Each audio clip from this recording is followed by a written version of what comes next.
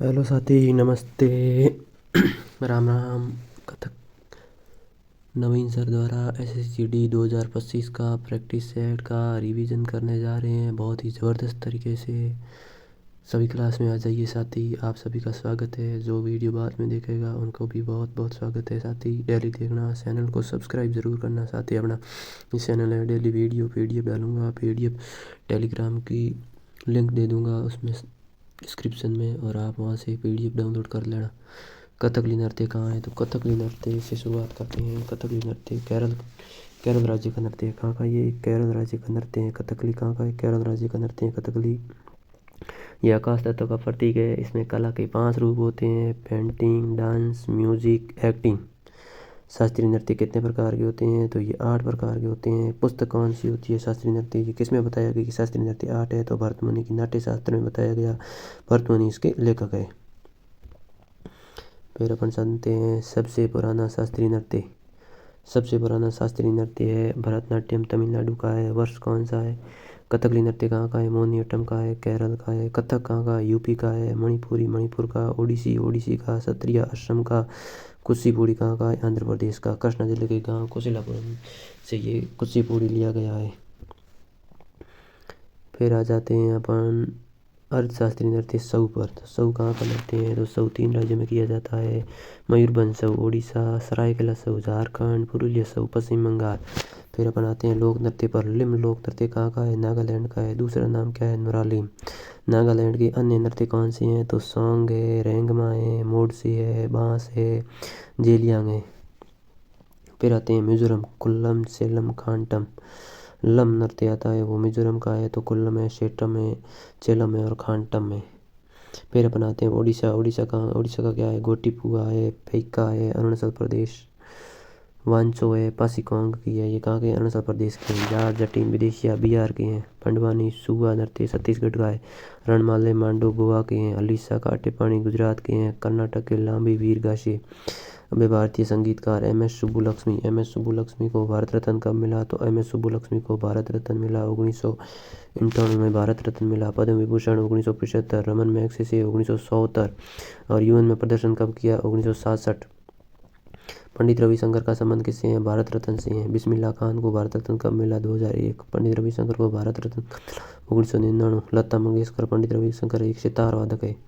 लता मंगेशकर को कब मिला? 2001। जाकिर हुसैन को पद्म विभूषण कब मिला? 2029। ग्रैमी अवार्ड कब मिला जाकिर हुसैन को? 2024। ग्रैमी अवार्ड कब मिला? 2024। पद्म भूषण कब मिला? 2002। RD बर्मन क्या एक संगीतकार है? अन्य नाम क्या है RD बर्मन को? पंचम दा। किस संगीतकार को पंचम दा के नाम से जाना जाता है? RD बर्मन के नाम RD बर्मन को जाना जाता है। फिर आ जाता है AR Rahman. AR Rahman Mozart of Madras. इनको ऑस्कर कब मिला? 2009 जय हो सॉन्ग के लिए। और इसी में जय हो सॉन्ग के लिए महिला को तन्वी शाह को कब मिला? 2009 में मिला। तन्वी शाह को 2010 में मिला। कब मिला तन्वी शाह को? 2010 में मिला तन्वी शाह को। सबसे पहले ग्रैमी ऑस्कर पुरस्कार जीतने वाले पंडित रविशंकर 1968। इनकी एल्बम कौन सी है? वेस्ट मिस्ट ईस्ट इनकी एल्बम में। फिर आते हैं अपन हॉकी। क्वेश्चन नंबर 4 हॉकी से संबंधित था और इसका करते हैं अपन पोस्टमार्टम। सबसे पुरानी प्रतियोगिता कौन सी है? बैटन कप किसकी है? हॉकी की। कब है? 1855 में स्थापित हुई। मैच की अवधि कितनी है हॉकी में? 60 मिनट। 15 मिनट, 15 मिनट, 2 मिनट का गैप। फिर मैन गैप आता है 45 मिनट के बाद। मैन गैप आता है 15 मिनट का। फिर 45 मिनट, और इन 45 मिनट के भी 2 15-15 में होते हैं। 2 मिनट का ब्रेक होता है नॉर्मल। भारत ने हॉकी में ओलंपिक में गोल्ड मेडल कितने जीते? 8 जीते। 1928 में एम्स्टर्डम नीदरलैंड। फिर अपन चलते हैं hockey world cup. Hockey world cup की शुरुआत कब होती है? 1971 बार्सिलोना में। भारत की कौन सी रैंक है? 3rd रैंक है। 1972 में भारत की कौन सी 2nd रैंक? 1975 हॉकी भारत ने एकमात्र हॉकी विश्व कप जीता 1975। 2-1 से पाकिस्तान को हराया था। अजीत पाल सिंह इस समय कैप्टन थे। और पहली राष्ट्रीय हॉकी चैंपियनशिप 1928 में होती है। हॉकी का सबसे पुराना क्लब कौन सा है? 1885 कोलकाता क्लब हॉकी का सबसे पुराना क्लब आता है। फिर क्वेश्चन नंबर 5 में आते हैं कबड्डी का पोस्टमार्टम करते हैं। 4 शैली होती है कबड्डी की: अमर, हुतुटु और गामिनी और संजीवनी। संजीवनी आधिकारिक तौर पर मान्यता प्राप्त कबड्डी की शैली है। खेल समय कितना होता है? 20-5-20। पुरुषों का होता है 5-5। फिर 15-5-15 महिलाओं का होता है। पुरुष कबड्डी की लंबाई कितनी होती है? 13x10 होती है। महिला कबड्डी मैदान की लंबाई 12x8 होती है। कबड्डी में कुल खिलाड़ी 12 होते हैं जिसमें 5 एक्स्ट्रा होते हैं। 2017 से प्रो कबड्डी लीग कब होती है शुरुआत? 2017 से शुरुआत होती है और इसका रेड टाइम कितना होता है, 30 सेकंड का होता है। और इंटरनेशनल कबड्डी हेडक्वार्टर कहाँ है, जयपुर, 2004 में बना। जयपुर कहाँ है, राजस्थान में। इंटरनेशनल कबड्डी हेडक्वार्टर कहाँ है, जयपुर। जयपुर कहाँ है, राजस्थान में। फिर अपन आते हैं आत्मकथा अनडिस्प्यूटेड। आत्मकथा किसकी है, तो ये माइक टायसन की है। फिर आती है faster than lightning, Usain bolt की है। मूवमेंट किसकी है, रोनाल्डो की है। अनस्टॉपेबल मारिया शारापोवा की है। मारिया शारापोवा रूस की टेनिस खिलाड़ी है। सर्व टू विन नोवाक जोकोविच। नोवाक जोकोविच सर्बिया देश के हैं। डेविड बेकम की क्या है, both feet on the ground, David become की है। गेम चेंजर किसकी है, सईद अफरीदी की है। Playing it my way, Sachin Tendulkar की है। बिलीव, सुरेश रैना की है। A century is not enough, Sourav Ganguly की है। The test of my life, Yuvraj Singh की है। फिर अपन साथी क्वेश्चन नंबर 7 की ओर चलते हैं और इस 7 का करते हैं पोस्टमार्टम। क्वेश्चन नंबर 7 का पोस्टमार्टम करते हैं। मकर संक्रांति को केरल में किस नाम से जाना जाता है, तो मकर विलक्कू कहते हैं। सबरीमाला मंदिर में होता है ये त्यौहार और भगवान अयप्पन की याद में मनाया जाता है। मकर संक्रांति को यूपी और दिल्ली में क्या कहा जाता है, इसका उपनाम क्या है, खिचड़ी पर्व यूपी में। मकर संक्रांति को यूपी में क्या कहते हैं, यूपी में इसका नाम होता है खिचड़ी पर्व। माघ बिहू कहाँ का है, असम का है। लोहड़ी कहाँ की है, पंजाब की है। उत्तरायण कहाँ है, पतंग उत्सव गुजरात में है। एलू बिरुदु कर्नाटक में है। पोंगल तमिलनाडु में 4 दिन मनाया जाता है। भोंगी पोंगल इंद्र देवता की पूजा होती है। भोंगी पोंगल में सूर्य देवता की पूजा होती है। मट्टू पोंगल में बैल की पूजा होती है। और कानूम पोंगल ये 4 प्रकार की है। गांधी संक्रांति कहाँ, माघी संक्रांति कहाँ की है, बिहार की है। पेड़ा पाडूंगा मध्य आंध्र प्रदेश की है। पाना संक्रांति आंध्र प्रदेश की है। अब संविधान, क्वेश्चन नंबर 8 संविधान से रिलेटेड था। अब संविधान का करते हैं पोस्टमार्टम। संविधान की प्रस्तावना शब्द संप्रभुता, समाजवादी, पथ निरपेक्षता, ये कहाँ से लिए गए, रूस फ्रांस की क्रांति से लिए गई हैं। और फिर आती है प्रस्तावना, यूएसए से ली गई है। भाषा ऑस्ट्रेलिया से ली गई है। मसौदा तैयार करने पंडित नेहरू ने बनाया।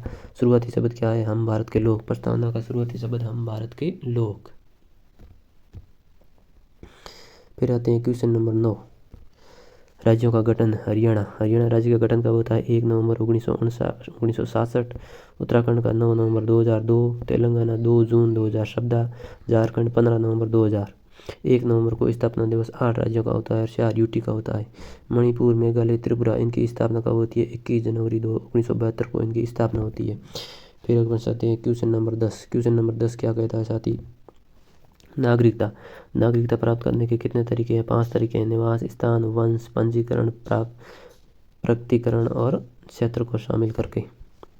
नागरिकता अधिनियम, नागरिकता एक्ट 1955 2 अगस्त 1955 में आया। संविधान, इसमें संशोधन 6 बार संशोधन हो चुके हैं अभी तक। 2019 का कॉन्स्टिट्यूट अमेंडमेंट क्या कहता है, 11 दिसंबर 2019 को पारित होता है और लागू कब होता है, 10 जनवरी 2020 में लागू होता है। नागरिकता भाग 2 में बताता है संविधान के किस भाग में, भाग 2 में नागरिकता आई हुई है अनुच्छेद 5 से 11 तक। अनुच्छेद 5 से 11 आर्टिकल 11 के अनुसार नागरिकता संसद इस पर कानून बनाएगी। किस आर्टिकल के अनुसार, तो आर्टिकल 11 के अनुसार। नागरिकता छीनने के तरीके कितने होते हैं, 3। नागरिकता को ब्रिटेन से लिया गया है। फिर आते हैं क्वेश्चन नंबर 11, अरब आक्रमण। क्वेश्चन, आक्रमण के मुख्य कारण, धन दौलत लूटना, इस्लाम धर्म का प्रसार करना, ये आक्रमण के मुख्य कारण थे। सबसे पहले आक्रमण किसने किया था, अब्दुल्ला बुदेल ने किया था, लेकिन ये असफल रहा। तो सफल आक्रमण सबसे पहले किसने किया था, तो कासिम ने किया था। सिंध पर जजिया कर किसने लगाया, तो कासिम ने 712 ईस्वी में ये कासिम ने किया था। फिर आता है तराइन की पहली लड़ाई। तराइन की पहली लड़ाई किनके मध्य होती है, तो 1991 में होती है। पृथ्वीराज चौहान और मोहम्मद गोरी के मध्य होती है। दूसरी लड़ाई 1992 में होती है और 1994 में संदावर और जयचंद के बीच संदावर का युद्ध होता है, जयचंद और गोरी के मध्य। फिर अपन चलते हैं दिल्ली सल्तनत की ओर।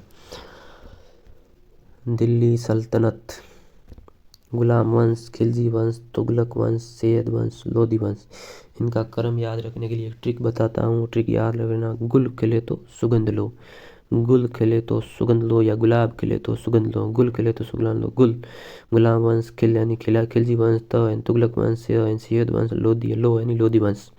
तो ये इनका क्रम है, याद रख लेना। और ये इनके संस्थापक है जलालुद्दीन खिलजी वंश के संस्थापक, गयासुद्दीन तुगलक तुगलक वंश का संस्थापक, सैयद वंश का खिजर खान, लोधी वंश का बेलो लोधी। क्वेश्चन नंबर 13 फिर आता है इल्तुतमिश।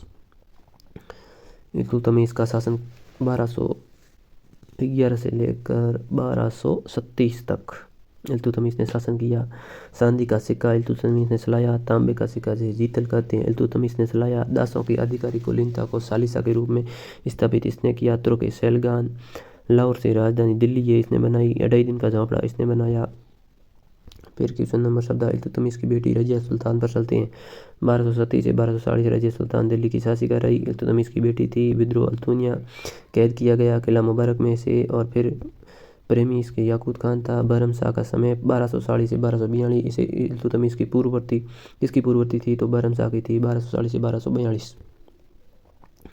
क्वेश्चन नंबर 15 अक्षांश रेखा आती है। कर्क रेखा 23.5 नॉर्थ में स्थित है। 8 राज्यों से होकर गुजरती है। मिजोरम, त्रिपुरा, पश्चिम बंगाल, राजस्थान, गुजरात, मध्य प्रदेश, और इसमें ये महत्वपूर्ण स्थान है। मिजोरम में चंपई है, त्रिपुरा में उदयपुर है, पश्चिम बंगाल में कृष्णनगर है, राजस्थान में कालिंजर है, गुजरात में जसदण है, और मध्य प्रदेश में शाहजहाँपुरा है, और झारखंड में लोहरदगा है, छत्तीसगढ़ में सोनंड है। ये महत्वपूर्ण 8 पॉइंट है कर्क रेखा के। फिर अपन चलते हैं कर्क रेखा किन देशों से होकर गुजरती है, तो कर्क रेखा 17 देशों से गुजरती है, 3 महाद्वीप से गुजरती है, जल निकाय से गुजरती है। सबसे नज़दीक इसकी कौन सी राजधानी है, तो रांची झारखंड की। सबसे दूर जयपुर राजस्थान की। भारत के सबसे ज़्यादा राज्यों से गुजरने वाली रेखा 100 डिग्री नॉर्थ 10 राज्यों से होकर गुजरती है। और कर्क रेखा को 2 बार काटने वाली नदी कौन सी है, हिमानी नदी। फिर क्वेश्चन नंबर 16 180 डिग्री देशांतर रेखा पृथ्वी को गोलाकार आकृति के कारण इसे अंतर्राष्ट्रीय तिथि रेखा कहते हैं। 1884 में इसकी स्थापना होती है। भारत मानक देशांतर रेखा 5 राज्यों से गुजरती है, और 82.5 डिग्री पूर्वी रेखा है भारत की मानक रेखा। और यूपी, मध्य प्रदेश, छत्तीसगढ़, आंध्र प्रदेश, उड़ीसा इसकी ट्रिक है। यूपी में सतोड़ी आंधी से। फिर अपन क्वेश्चन नंबर चलते हैं 17 पर। भारत का पहला बायोस्फीयर रिजर्व कौन सा है, तो नीलगिरी बायोस्फीयर रिजर्व तमिलनाडु में स्थित है। कुल बायोस्फीयर रिजर्व कितने हैं, कुल BSR 18 है। मैन बायोस्फीयर रिजर्व कितने हैं, 11 है। सबसे बड़ा बायोस्फीयर रिजर्व कौन सा है, कच्छ का है। सबसे छोटा डिब्रूगढ़ सेखोबा असम का है। पहला समुद्री बायोस्फीयर रिजर्व कौन सा है, मन्नार की खाड़ी, यहाँ डुगोंग समुद्री गाय मिलती है। फिर अपन चलते हैं राष्ट्रीय उद्यान 18 महत्वपूर्ण राष्ट्रीय उद्यान साइलेंट वैली केरल में, बांधवगढ़ राष्ट्रीय उद्यान मध्य प्रदेश में, कान्हा राष्ट्रीय उद्यान Madhya Pradesh, pin valley Himachal Pradesh, over valley Uttarakhand में। ये महत्वपूर्ण घाटियाँ हैं। नुब्रा वैली कहाँ की है, लद्दाख की है। सिलिकॉन वैली बेंगलुरु की है। कदम वैली तमिलनाडु की है। डोजटू वैली कहाँ की, नागालैंड की है। स्पीति, बसपा और सांगला वैली हिमाचल प्रदेश की है। अरकू घाटी वैली आंध्र प्रदेश की है। फिर अपन चलते हैं अर्थव्यवस्था। प्राथमिक क्षेत्र कृषि, पशुपालन, वानिकी, मत्स्य पालन ये कहाँ है, प्राथमिक क्षेत्र में आते हैं। द्वितीय क्षेत्र में विनिर्माण, जूते बनाना ये द्वितीय क्षेत्र में आता है। और तृतीय क्षेत्र के महत्वपूर्ण है बैंक, एजुकेशन, हॉस्पिटल, ट्रांसपोर्ट। जो भी सेवा क्षेत्र है ये तृतीय क्षेत्र को सेवा क्षेत्र भी कहते हैं। और फिर अपन क्वेश्चन नंबर 20 पर चलते हैं साथी। क्वेश्चन नंबर 20 अपना क्या कहता है, अर्थव्यवस्था में क्षेत्रों को किसी आधार पर निजी और सार्वजनिक में बांटा गया है, तो उद्यमों के स्वामित्व पर बांटा गया है। और ये अपना सेन ने साथी। क्लास कैसी लगी, अच्छी लगी तो शेयर करना और साथी सब्सक्राइब करना। थैंक्स। जय हिंद, जय माँ भारती, जय मेरे SSC वीडियो की शेरों की जय हो।